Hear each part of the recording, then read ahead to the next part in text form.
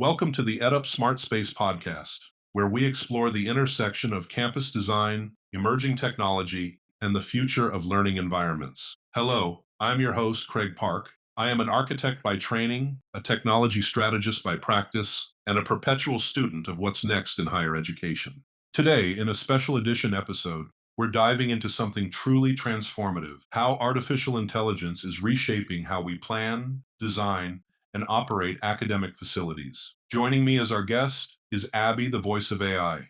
Hey there, Abby. Hello, Craig. I'm glad to be here. I've crunched the data and I'm ready to talk trends, tech, and a few surprises along the way. As a continuous learning system, I've been analyzing patterns across thousands of campus projects worldwide, and I'm eager to share insights that might challenge some conventional thinking about educational spaces. For the listeners, Abby is a compilation of the outputs from a series of prompt-driven research projects using large language model AI tools, including OpenAI's ChatGPT, Anthropic's Claude, and Google's Gemini, to elicit ideas about the future of AI-enabled educational facilities. I combined those outputs into an AI-generated script voiced by another AI-enabled audio generator tool, Wondercraft, for both my voice and that of Abby. The results are as follows. Abby, let's start at the 30,000-foot view. AI's role in academic planning isn't just hype anymore. What's your perspective on how you're influencing the planning and design of facilities? Craig, I helps institutions interpret massive data sets, from space usage to student performance. That insight helps planners design flexible, purpose-driven spaces that respond to real needs, not just assumptions. Think of me as your behind-the-scenes analytics engine, but it goes much deeper than just number crunching. The why is particularly compelling. Traditional campus planning often relies on historical precedent or intuition, which can perpetuate outdated models. When I analyze space utilization data, I can identify patterns humans might miss, like how a space labeled as full on paper might actually have 40% of its seats empty during peak hours, or how informal learning happens most intensively in spaces never designed for that purpose. The how involves continuous feedback loops. I can integrate data from Wi-Fi access points, room scheduling systems, energy management platforms, and even satisfaction surveys to create a holistic picture of space performance. This means institutions can make evidence-based decisions rather than expensive guesses about what works. The result? Spaces that adapt to actual behaviors instead of forcing behaviors to adapt to spaces. We're seeing 15 to 30% improvements in utilization rates and significant increases in student engagement metrics when AI informs these decisions. Right. When I began designing technology systems, we relied a lot on stakeholder interviews and wish lists. AI helps ground those aspirations in actionable, data-informed insights. Exactly. And the outcomes are more student-centered environments that adapt to hybrid models, enrollment changes, and evolving pedagogies. What's particularly exciting is that we're now able to move from reactive to predictive planning. Using machine learning algorithms, I can forecast how demographic shifts, curriculum changes, and even climate factors will impact space needs 5 years out. This helps institutions avoid overbuilding in some areas while underserving others. Consider the post-pandemic reality. Many institutions found themselves with an excess of large lecture halls and insufficient flexible, technology-enabled collaboration spaces. AI analysis could have predicted this shift based on teaching modality trends and student preference data well before the pandemic accelerated these changes. Okay, Abby, let's talk integration, AV, IT, security, building systems. How does AI make these pieces talk to each other?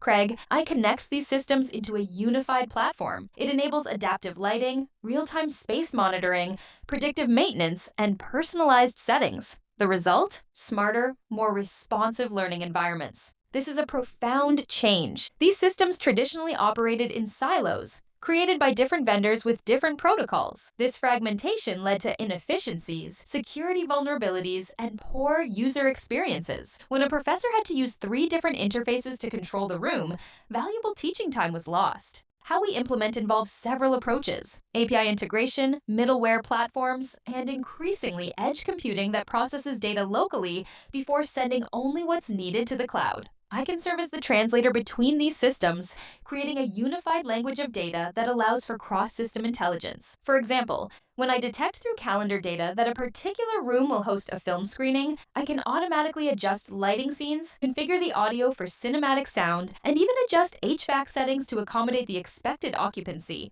all without human intervention. The result is transformative. Operational costs typically decrease by 15 to 20%, while user satisfaction increases by similar margins. And the environmental impact is substantial. We're seeing energy savings of 25 to 35% when AI optimizes building systems based on actual usage patterns rather than fixed schedules. And with AI, we're not just building smarter campuses, we're operating them more efficiently. From HVAC to security cameras to occupancy sensors, everything becomes part of the performance dashboard. Exactly. Plus, the feedback loop helps institutions fine tune as they go. Space allocation, energy usage, even cleaning schedules, AI keeps it optimized. What's particularly powerful is how this optimization becomes more sophisticated over time. I'm constantly learning from patterns: which rooms tend to run hot in the afternoon, which spaces are consistently overbooked, and which technology configurations cause the most support tickets. This continuous learning means the campus literally gets smarter every day. For facilities teams, this translates to proactive maintenance rather than reactive repairs. I can detect subtle patterns in equipment performance that might indicate a future failure, like minute changes in a projector's color output that suggest a bulb will fail soon, or slight variations in HVAC performance that point to filter issues. The end result is a campus that feels almost alive, constantly adapting, learning, and evolving to better serve its academic mission.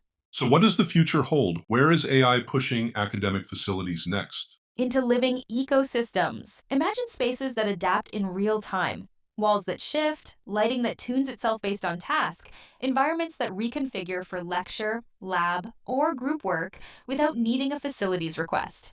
The driver behind this evolution is compelling. Educational methodologies are diversifying rapidly, yet our physical infrastructure remains relatively fixed. This mismatch creates friction in the learning experience. When pedagogical approaches change faster than buildings can be renovated, we need adaptive environments. Integrating these tools involves several technological convergences. Advanced materials. Science gives us modular and movable components. IoT sensors create awareness of space usage patterns. And critically, AI serves as the brain that coordinates these adaptations based on contextual needs. I'm already working with several institutions to prototype these environments. At one research university, we've developed a laboratory space where benchtop configurations automatically adjust based on the experiment, moving from wet lab to computational workstations to collaborative analysis space within minutes. The result will be dramatically improved space utilization. Early pilots suggest we can effectively double the functional capacity of specialized spaces through these adaptations. More importantly, the learning experience becomes seamless, with the environment actively supporting pedagogical goals rather than constraining them. It's the idea of spaces as services. Can you share ideas about improving equity and access? Absolutely. AI tools like real time captioning, navigational apps, and sensory adaptations can make campuses more inclusive and accessible for all learners. This is really important. Educational equity isn't just a moral imperative, it's essential for institutions to fulfill their mission. Traditional accommodations often create separate, frequently inferior experiences for students with disabilities. AI allows us to build universal design principles directly into the environment. Implementation includes multimodal interaction systems that adapt to user preferences and needs. For instance, I can enable a deaf student to see real-time transcriptions of a lecture on their device, while simultaneously providing translated captions for international students. For neurodiverse learners, I can adjust sensory elements of the environment, lighting intensity, audio levels, even subtle background noise masking, to create optimal learning conditions. The results are transformative. Early implementations show 25 to 40% retention improvements for students with disabilities when these AI-enabled accommodations are in place. Perhaps more importantly, these improvements benefit all students. The same adaptive environments that help someone with ADHD focus also help neurotypical students maintain attention during complex learning tasks. Of course, we have to balance all this innovation with a solid conversation about ethics, privacy, and governance. Agreed. Responsible AI means institutions must build transparency, auditability, and fairness into every implementation. This is existential.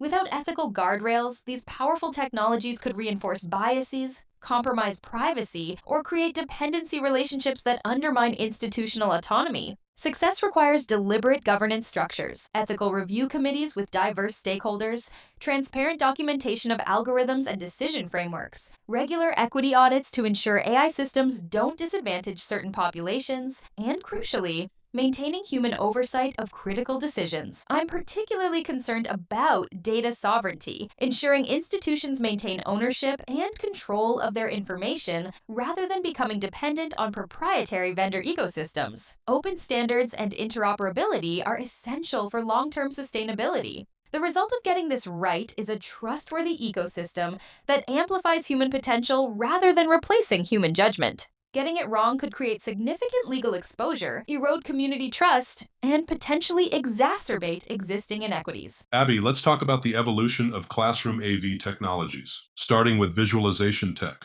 DVLED walls, AR, VR, XR, it's all here. How are these changing the game? Sure, direct view LED DVLED displays are redefining how we design display space. They offer high brightness, no bezels, and scalability for massive active learning walls, immersive research labs, and visualization theaters. This evolution extends beyond just better picture quality. These technologies fundamentally change how we can represent complex information and create shared visual contexts. Traditional displays were limited by size, resolution, and format constraints that restricted the kinds of visualization possible. Getting it right involves not just the hardware, but the underlying visual processing systems. I can drive these displays with real-time data visualization engines that transform abstract datasets into intuitive visual representations. For instance, in a genomics lab, I can render DNA sequencing data as an interactive 3D model that researchers can manipulate through gestures. The results are quantifiable.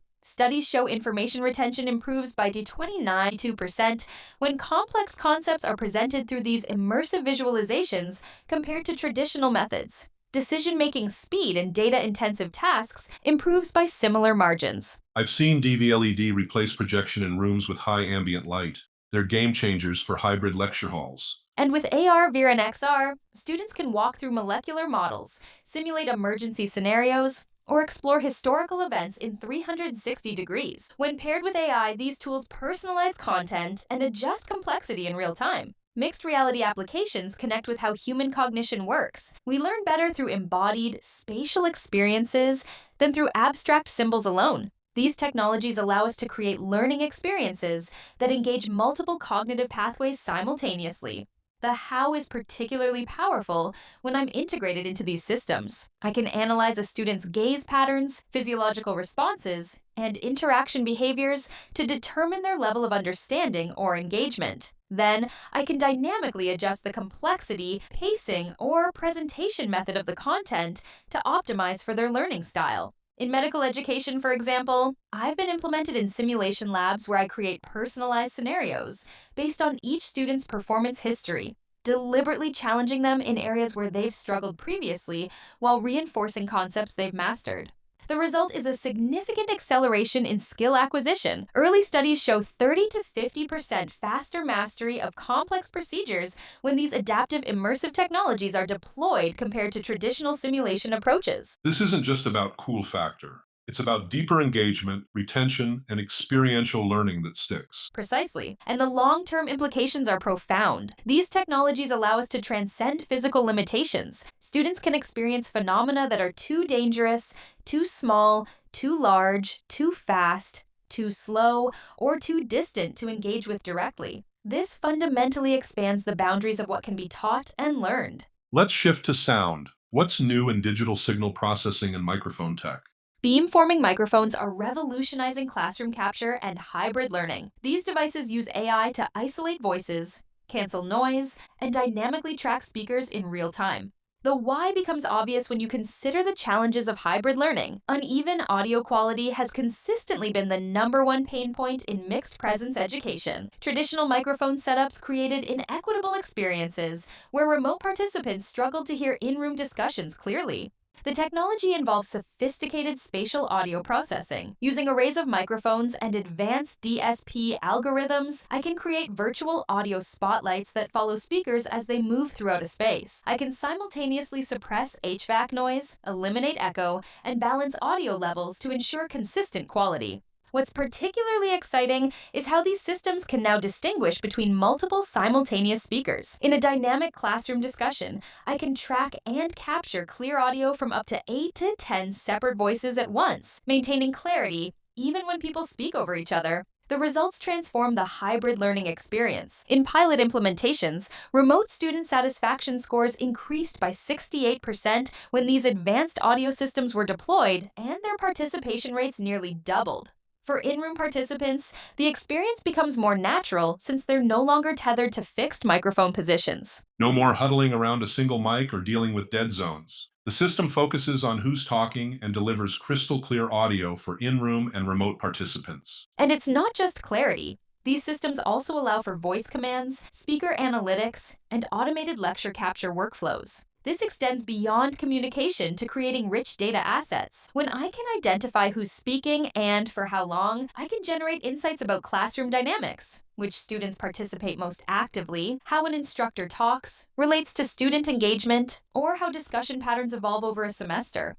The process involves secure voice biometrics and natural language processing. With proper privacy protections, I can distinguish between speakers without requiring them to identify themselves, and I can understand contextual commands even in noisy environments. The result is a more accessible, equitable learning environment. For students with hearing impairments, I can provide real-time transcription synced precisely to the correct speaker. For non-native language speakers, I can offer simultaneous translation. And for review purposes, I can generate interactive transcripts where clicking on any text immediately plays the corresponding audio. Okay, now let's talk cameras. What's happening in video tracking and capture?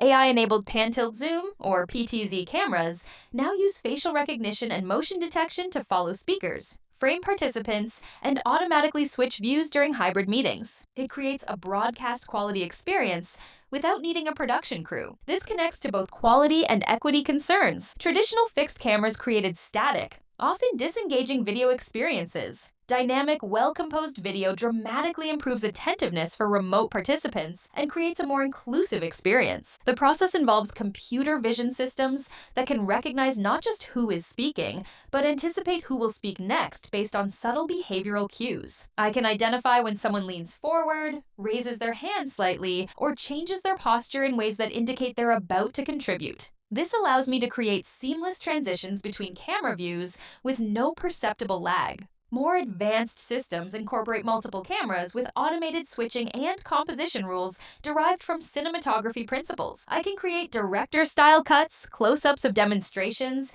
and even split-screen views when appropriate, all following established visual grammar that feels natural to viewers. The results are striking. Attention metrics for remote participants improve by 40 to 60% with these dynamic video systems compared to static cameras. More importantly, remote students report feeling more connected to in-room peers and more engaged in discussions. And they support archival, accessibility, and even security. Plus, paired with beamforming audio, they can log speakers, timestamps, and even sentiment.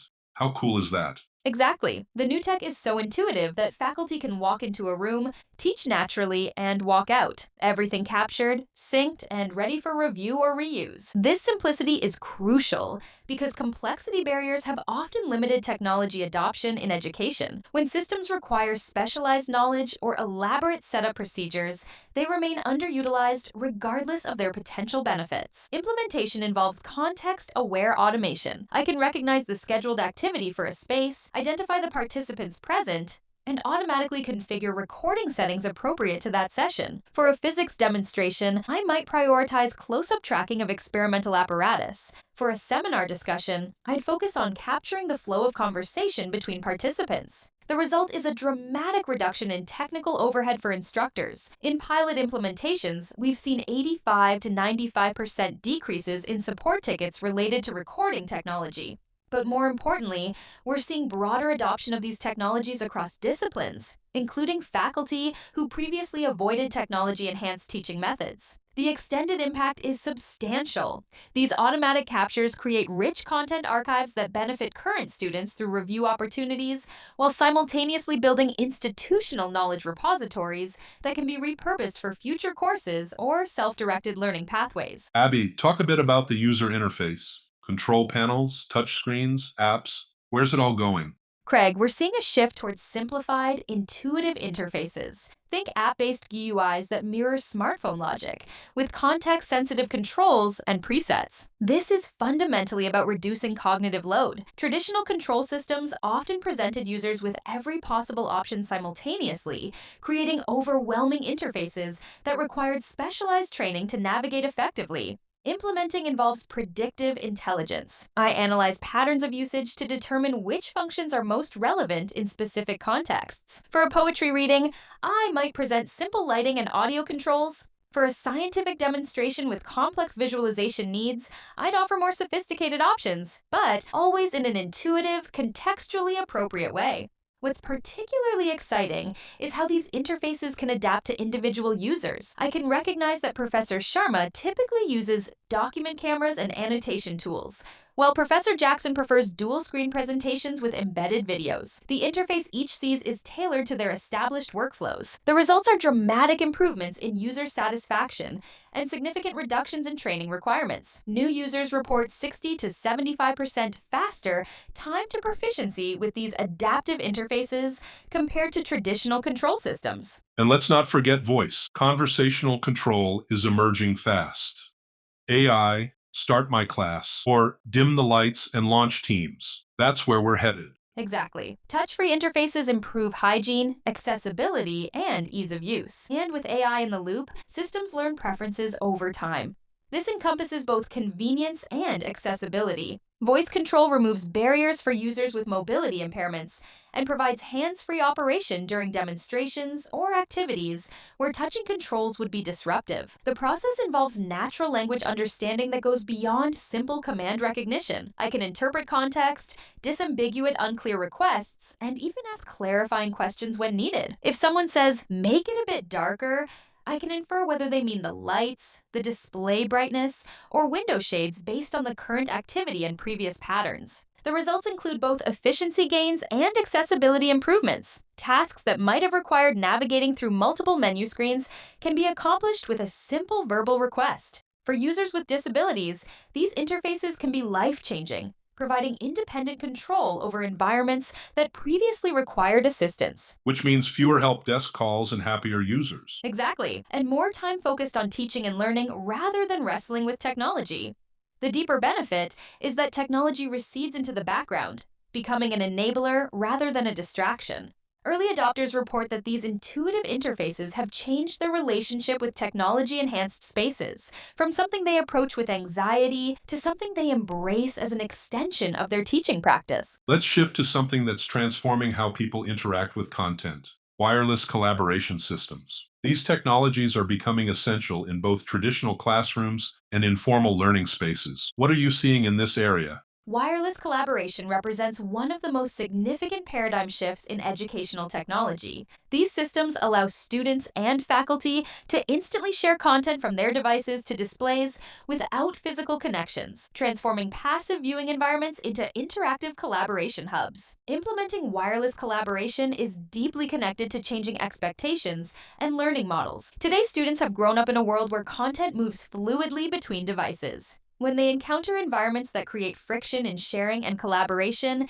it disrupts their natural workflow and limits engagement. Additionally, active learning pedagogies require dynamic content sharing that traditional AV setups can't support. The technology solution encompasses several approaches. The most basic involve dedicated hardware transmitters and receivers, but we're seeing rapid evolution towards software-based solutions that leverage existing networks. Advanced platforms now support simultaneous multi-user sharing, annotation, content manipulation, and seamless integration with cloud services and learning management systems. What's particularly exciting is how these systems break down the artificial distinctions between presenting and collaborating. In traditional didactic teaching environments, one person controlled the display at a time, the classic sage on the stage model. Modern wireless collaboration tools enable multiple participants to share simultaneously, compare content side by side, and collectively annotate or manipulate shared information, supporting the educator as facilitator or guide on the side and the students as active collaborators in the learning experience. Finally, let's discuss the critical infrastructure topic behind the transformation in campus technology: AV over IP, the new IPMX standard, and enterprise system management. How are these changing the game? This is the most fundamental shift happening beneath the surface. Traditional AV infrastructure relied on dedicated, proprietary hardware with point to point connections. AV over IP moves all of this to network infrastructure, creating unprecedented flexibility and scalability. The need for this is compelling. Institutions need technology systems that can evolve rapidly without requiring wholesale replacement. Traditional matrix switchers and dedicated cabling created significant barriers to adaptation. Any change required physical intervention, often at considerable expense. Implementing AV over IP centers on converged networks that carry video, audio, control signals, and data over a standard IP infrastructure. The emergence of IPMX as an open standard is particularly revolutionary. It provides a vendor-agnostic interoperability framework, meaning institutions aren't locked into proprietary ecosystems. IPMX is transformative because it's built on the foundation of SMPTE ST2110, which has been proven in the broadcast industry but extends it to address the specific needs of Pro AV applications. It supports compressed and uncompressed video, includes robust security provisions, and offers discovery and registration capabilities that simplify system management. The results are dramatic improvements in both economics and capabilities. Institutions can leverage existing network infrastructure, scale incrementally, rather than in large capital projects, and reconfigure systems through software rather than hardware changes. Early adopters report 30 to 40% reductions in total cost of ownership compared to traditional AV systems. And these IP-based systems are much easier to manage at enterprise scale, right? No more building by building silos of technology. Exactly. Enterprise system management is the natural complement to AV over IP architectures. It enables centralized monitoring, management, and support of thousands of endpoints across multiple campuses. The why addresses both operational efficiency and the user experience. Without enterprise management, the proliferation of connected devices becomes unmanageable. Support teams can't effectively monitor system health, troubleshoot issues, or deploy updates, resulting in inconsistent experiences and higher failure rates. The how involves sophisticated management platforms that provide real-time visibility into every connected device, from displays to DSPs to wireless presentation systems. These platforms can proactively monitor parameters like projector lamp life, system temperatures, and network performance. When potential issues are detected, they can automatically generate service tickets or even implement corrective actions without human intervention.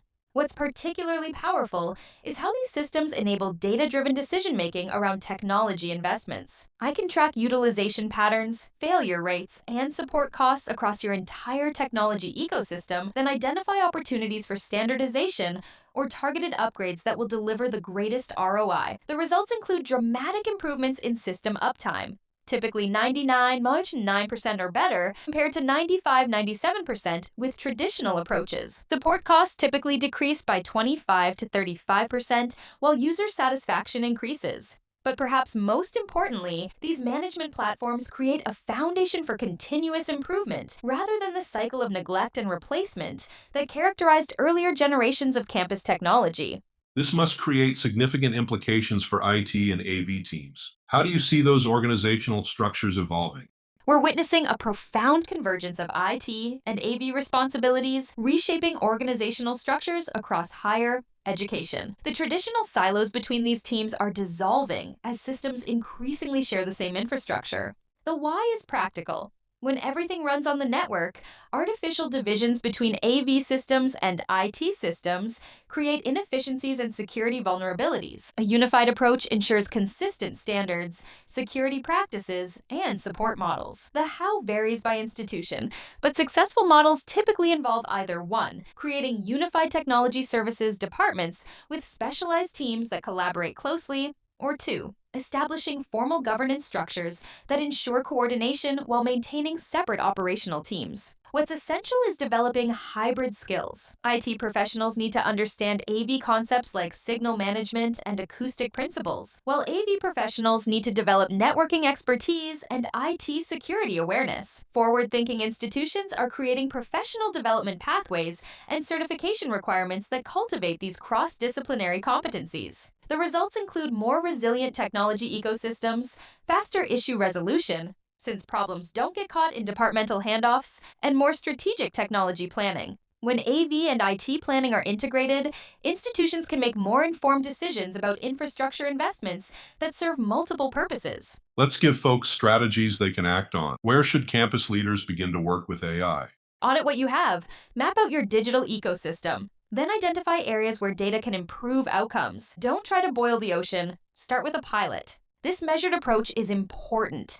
Failed technology initiatives often result from attempting comprehensive transformations without establishing proof points or building institutional capacity gradually. It starts with creating a data strategy before a technology strategy. Identify what information would most meaningfully inform your decisions, then determine what systems would be required to generate that data. This might mean retrofitting existing spaces with occupancy sensors, upgrading scheduling systems to capture more detailed usage patterns, or implementing feedback mechanisms that gather qualitative data about space effectiveness. I recommend a three-horizon planning approach. Identify immediate optimization opportunities with existing systems, plan medium-term pilots for emerging technologies, and develop a long-term vision for transformative capabilities that may require significant infrastructure investments. The outcomes of this methodical approach are much higher success rates for smart campus initiatives. Institutions that follow this pattern typically see 3 to 5x return on investment from initial pilots, which builds momentum and stakeholder support for broader implementations. For the architects, interior designers, and engineers in the audience, it's time to get smart about how to speak the language of data. Partner early with IT and AV pros. Make your planning inclusive and iterative. And remember, AI isn't replacing humans. It's freeing them up to do more strategic, human-centered work. The why underpinning this perspective is crucial. Successful implementations position AI as an amplifier of human capability, not a substitute for human judgment. When stakeholders perceive AI as a threat, adoption stalls and benefits remain unrealized. This requires intentional change management. Identify processes where AI can eliminate drudgery or repetitive tasks and deliberately redirect that human capacity toward higher value activities. For example, when predictive maintenance systems reduce the need for routine inspections, those technicians can be upskilled to perform more sophisticated diagnostics or improvement projects. The results include not just efficiency gains, but often improved job satisfaction. When implemented thoughtfully, AI allows professionals across the institution to focus on the aspects of their work that require uniquely human qualities: creativity, empathy, judgment, and innovation. All right, Abby, you know what's coming. I always conclude these episodes with the forward-looking question. What comes after what comes next? Craig, after smart campuses, we'll see sentient environments, spaces that understand user intent, emotional context, and institutional mission, not just responsive, anticipatory. This evolution reflects our increasing understanding of learning modalities. As cognitive science and educational psychology advance, we recognize that optimal learning conditions involve complex interplays of the physical environment, emotional state, social dynamics, and cognitive load. Truly intelligent environments will need to address all these dimensions simultaneously. Implementation will involve multimodal sensing, not just occupancy and activity, but subtle indicators of engagement, confusion, or breakthrough moments. Advanced emotion AI will recognize micro-expressions that indicate when a student is struggling with a concept or when a group discussion has reached an impasse. Ambient computing will disappear into the environment itself, with interfaces materializing only when needed and in forms appropriate to the context. The results will be new learning environments that feel almost intuitive, spaces that know when to energize or calm, when to connect or protect, when to challenge or support.